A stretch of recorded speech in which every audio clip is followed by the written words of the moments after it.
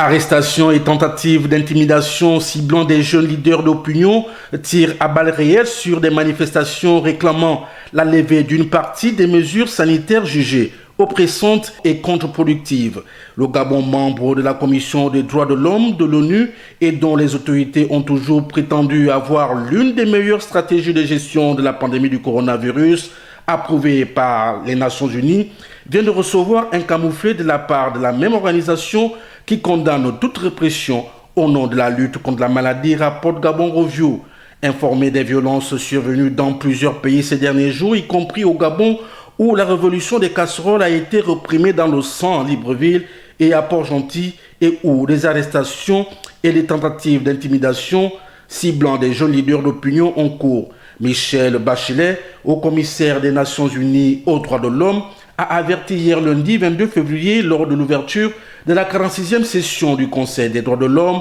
que la répression des voix dissonantes ou l'envoi des voix critiques en prison ne mettra pas fin à la pandémie et de rappeler ces restrictions illégales des libertés publiques, la portée excessive des pouvoirs d'urgence et le recours inutile ou excessif à la force ne sont pas seulement inutiles et éloignent sans scrupule de tout principe. Elles découragent la participation du public à la prise de décision, laquelle est le fondement d'une élaboration saine des politiques. À cette occasion, Antonio Guterres a accusé les pays les plus répressifs de se cacher derrière la pandémie pour faire taire toute critique brandissant la pandémie comme prétexte. Les autorités de certains pays ont pris des mesures de sécurité sévères et des mesures d'urgence pour réprimer, abolir les libertés les plus fondamentales, faire taire les médias indépendants, a regretté le secrétaire général des Nations Unies.